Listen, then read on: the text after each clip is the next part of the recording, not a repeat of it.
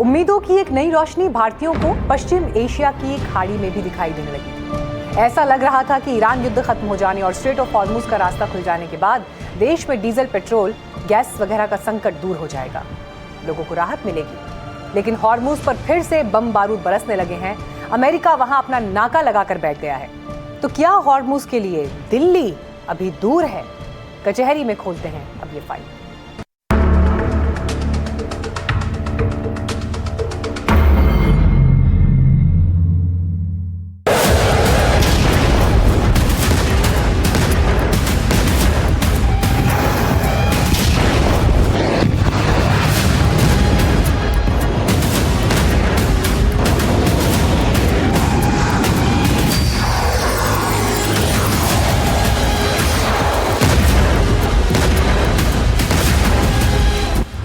Hormuz strait 33 kilometre का वो गलियारा, ईरान का वो बम जो बिना फटे ही दुनिया पर फूट पड़ा है। ईरान दावा करता है कि उसके पास वेपन ऑफ मास डिस्ट्रक्शन नहीं, लेकिन दुनिया को ठप कर देने वाला वेपन ऑफ मास डिसरप्शन यानी हॉर्मुज जरूर है। We're hitting them very heavy tonight, as you know. We have tremendous amounts of ammunition. We have numbers that we haven't had in years, and we're hitting them very hard, and it'll continue, and we'll see what happens. But we're knocking out all of their offensive capability, and we're controlling the straits. We're putting the blockade back, and it's a blockade not for anybody but Iran. In other words, anybody doing business with Iran can't go through. Everyone else, so it's a blockade. It's a very strong blockade. The blockade was probably more effective even than hitting them, but I think the combination is the thing that really does. बार पलटवार के बीच समुद्री रास्तों पर व्यापारिक जहाजों को missile से निशाना बनाया जा रहा है। यूएई के टैंकरों पर हमले हुए हैं, जिसमें जान माल का नुकसान हुआ। भारत के भी एक नाविक की इस इलाके में जान गई, जिसके बाद भारत ने राजनयिक स्तर पर कड़ा विरोध दर्ज कराया। We had issued a statement post summoning of the Deputy Chief of Mission of Iran.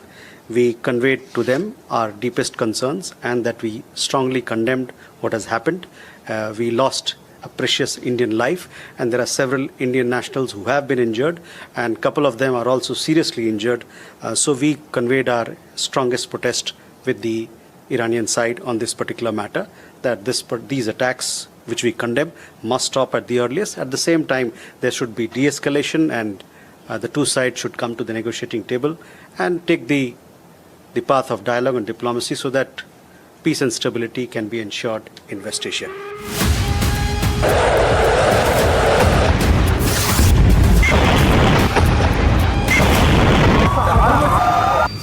इसमें कोई शक नहीं कि युद्ध विनाश लाता है। पिछली बार जब हॉर्मुज बंद हुआ तो देश में तेल गैस के संकट के संकेत साफ दिखने लगे थे। इस बार भी हॉर्मुज बंद होने का ऐलान हुआ है। 10 से 12 जुलाई के बीच हॉर्मुज से गुजरने वाले जहाजों की संख्या में पिछले हफ्ते से लगभग 52% की कमी आई, और इसका नतीजा ये हुआ कि कच्चा तेल फिर से डराने लगा है।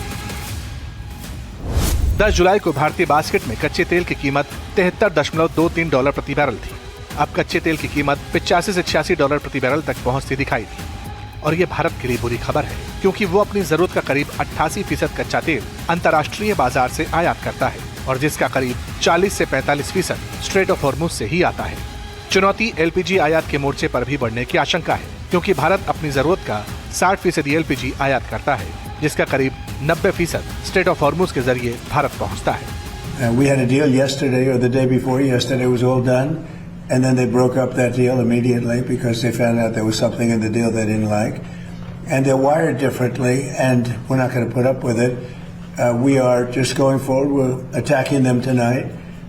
We're taking out all of their capability for anything having to do with the Strait, with the Hormuz Strait. And I think in the end, we will end up just controlling the whole thing. And what they're doing is being very foolish, very stupid, and they've treated people horribly. जाहिर है कच्चे तेल और gas के महंगा होने से भारत का तेल आयात बिल फिर से बढ़ने लगेगा, लेकिन सवाल है क्या इससे पेट्रोल डीजल फिर महंगा होगा? क्योंकि देश में पेट्रोल की कीमतें पहले ही 3 बार बढ़ चुकी हैं। दिल्ली में जो पेट्रोल ₹94.72 प्रति लीटर था, वो आज 102 के पार चला गया है। डीजल भी 87 से उठकर 95 को पार कर चुका है। युद्ध की वजह से देश की तेल कंपनियों को अप्रैल से जून 2026 की सिर्फ एक तिमाही में ही 74,781 करोड़ का नुकसान हुआ। सरकार ने जनता को राहत देने के लिए पेट्रोल डीजल पर 10 रुपए की एक्साइज ड्यूटी तो घटाई, लेकिन इससे सरकारी खजाने पर 1.7 लाख करोड़ रुपए का बोझ आ गया। We are closely following the developments that are happening in West Asia. We continue to call for safe and unimpeded navigation and flow of commerce through the Strait of Hormuz. This is key for ensuring economic and energy security of people across the world. याद कीजिए, जैसे ही युद्ध शुरू हुआ था, दूध के दाम बढ़े, ब्रेड के दाम बढ़े और देखते ही देखते आपके पूरे किचन का बजट बिगड़ गया। और आंकड़े गवाही देते हैं कि इसी 7 जून को घरेलू एलपीजी सिलेंडर के दाम 913 रुपए से बढ़कर 942 रुपए हो गए, यानी सिर्फ कुछ महीनों में 89 रुपए की सीधी बढ़ोतरी। 19 किलो का कमर्शियल सिलेंडर जो मार्च में 1768 रुपए का था, वो जुलाई आते आते 2930 रुपए का हो चुका है। इसके ऊपर डॉलर के मुकाबले हमारा रुपया लगातार कमजोर हो रहा है। साल की शुरुआत में डॉलर के मुकाबले जो रुपया 89 रुपए 86 पैसे था, वो अब 96 रुपए 15 पैसे के निचले स्तर पर दिखाई दिया। रुपया कमजोर होने का मतलब है कि हमारा इंपोर्ट और ज्यादा महंगा होगा और कमर्शियल सिलेंडर की महंगाई से छोटे दुकानदारों की कमर टूट रही है। ये भारत पर युद्ध का असर है, जो हर शहर, गली में, नुक्कड़ में दिखाई दिया, आपके घर को सुलगाने लगा। अब अगर यही हालात रहे और युद्ध की टाइमलाइन बढ़ती रही तो फिर संकट और बढ़ सकता है। और जमीनी हकीकत तो यह है कि अमेरिका लगातार हवाई हमले कर रहा है। ईरान के बंदर अब्बास, गेश और अबू मूसा द्वीपों पर धमाके सुनाई दिए, मगर ईरान भी चुप नहीं है। उसने साफ कह दिया है कि अगर ट्रंप ने उसके underground nuclear site pickaxe mountain पर हमला किया तो वो ऐसी तबाही मचाने वाला है जो इतिहास याद रखेगा। बार बार मिली हार से कोई सबक न सीखते हुए अमेरिकी सेना ने एक गैर कानूनी रास्ते से कई जहाजों को ले जाने की कोशिश की। इस उल्लंघन के बाद IRGC नेवी ने 2 सुपर टैंकरों पर हमला करके उन्हें बेकार कर दिया। इन टैंकरों ने अपने नेविगेशन सिस्टम बंद कर दिए थे और straight of Hormuz security control centre की बार बार दी गई चेतावनी को नजरअंदाज किया था। IRGC ने जोर देकर कहा था कि हमलावर दुश्मन का साथ देने और बारूदी सुरंगों वाले रास्ते से गुजरने का नतीजा सिर्फ पछतावा, नुकसान, स्ट्रेट ऑफ हॉर्मुज को फिर से खोलने में देरी और दुनिया भर में ऊर्जा संकट पैदा होने के अलावा कुछ नहीं होता। यानी महाशक्ति अपनी जिद पर अड़ी है और ईरान भी झुकने को तैयार नहीं। ट्रंप कहते हैं रास्ता हमारा है, ईरान कहता है कंट्रोल हमारा है, लेकिन इस अहंकार की जंग में पिस कौन रहा है? पिस रहा है वो आम हिंदुस्तानी जो सुबह उठकर काम पर जाने के लिए अपनी बाइक में पेट्रोल डलवाता है। पिस रही है वो गृहिणी जो हर महीने रसोई गैस का बढ़ता बिल देखकर अपना बजट छोटा करने पर मजबूर है। पिस रहा है वो रेडी पटरी वाला जिसकी चाय और पराठे की कीमत ग्राहकों की पहुंच से बाहर होती दिखने लगी है। लेकिन ट्रंप कहते हैं ईरान का नामो निशान मिटा देंगे और ईरान कहता है ट्रंप को सबक सिखाएंगे। सवाल यही है, क्या ये युद्ध आगे बढ़ेगा और क्या ये आर्थिक विनाश हिंदुस्तान में और बर्बादी मचा सकता है?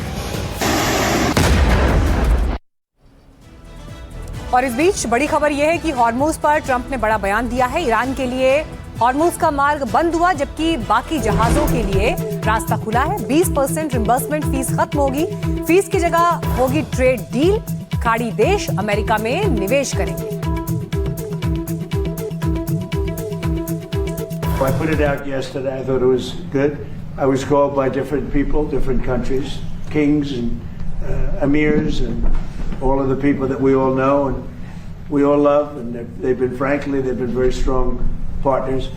And they said, we'd love to do it a different way. We'd love to invest in the United States with billions and billions of dollars and continue our record setting. And I like that actually, because I don't think anybody should be able to charge a fee for the Strait or for any other strait